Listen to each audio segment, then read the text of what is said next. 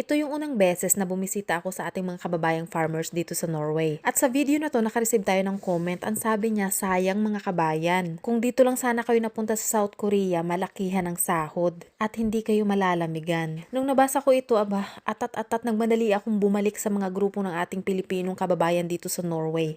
Kasi parang gusto kong itanong sa kanila kung nagsisisi ba sila na napunta sila dito sa Norway. At syempre, papaaminin natin sila kung magkano talagang sahod nila dito. Hindi ko alam kung magkano ang sahuran ng farmers sa ibang bansa. Kaya hindi ko masasabi kung malaki ba dyan o mas malaki dito. Ganun pa man, aalamin natin yan at kayo na ang bahalang humusga. 2 oras ang biyahe papunta dito mula sa bahay ko, pero dahil ako ay chismosa, hindi ko to papalagpasin. At eto na nga guys. Sahod reveal ng ating kababayang farmer dito sa Norway. Paalala, this is not to inspire but to brag. Ang sa akin po is kung up before tax talaga is mga 250 to 70 ganun po 250, pesos. 250,000 pesos? Up, before tax yon, before tax. Oo. Kalimitan po ako mga 160, 170 ganun po. Pero ano yun, kasama na yun sa 250,000 pesos, 250,000 pesos. Ano yun, overtime kasama na yun doon? Opo, kasama na po Oh, yun. pero pag regular lang, pag walang overtime, Pag walang overtime, papatak po ng 150 ganun. 150,000. 140 ganun. Malaki na yun. Pero ikaw yung may pinakamalaking sahod dito sa kanila, di ba? Opo, opo. Kasi medyo matagal-tagal na rin po ako kaya. Masasabi mo ba na maganda, mas maganda talaga dito sa Norway? Ay, sobra po, sobrang ganda. Sobrang ganda compare po sa mga nakakausap ko na kaklase ko sa ibang bansa din. Sabi nila, nagpapalipat sila dito sa akin. Sabi Nagpapalipat dito. Nagpapalipat po. Sabi, baka pwede mo kami nakulit dyan, sabi nila sa akin.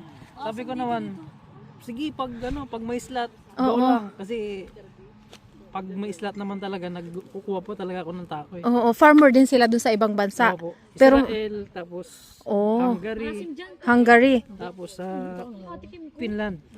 Pero dito sa Norway, ang may mas pinakamalaking sahod kumpara sa kanila, no? Doon po kasi nagtanungan kami around 90, ganun lang. 90,000?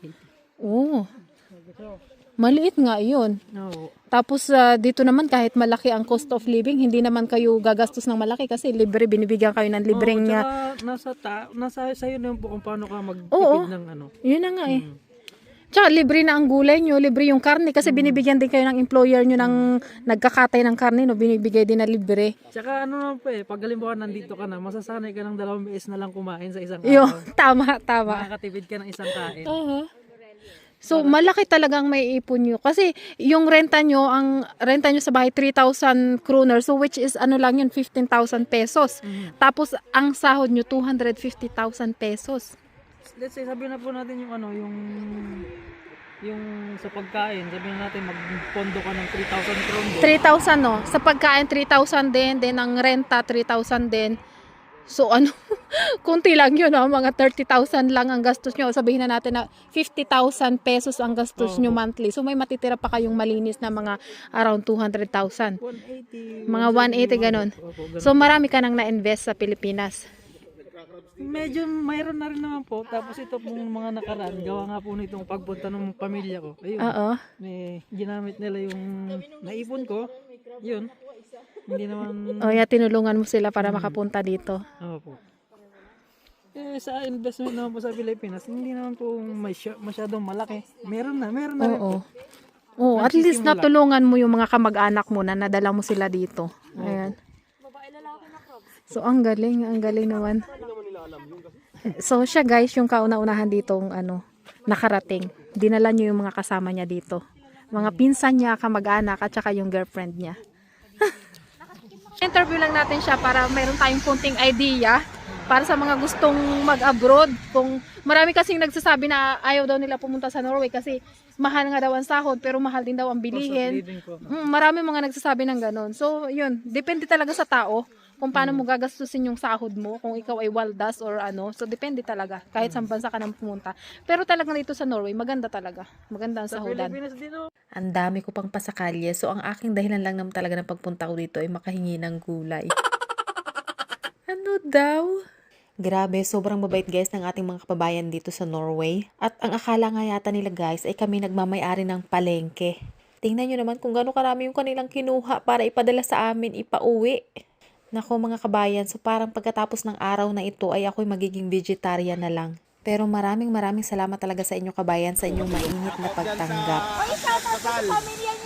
Basal, shout out. Shout Sa'yo, kontraktor. Shout out, De La Cruz family. Nagilian. Shout out. taga Apayaw. Apayaw. Shout out, Tagaluna, Apayaw. Taguday ni Ilocosur. Oh, mga Ilocano silang lahat dito. Dito naman tayo. Aurora. Shout out sa asawa ko. Salamat sa bigay niyong kulay. Thank you rin po sa pagbisita.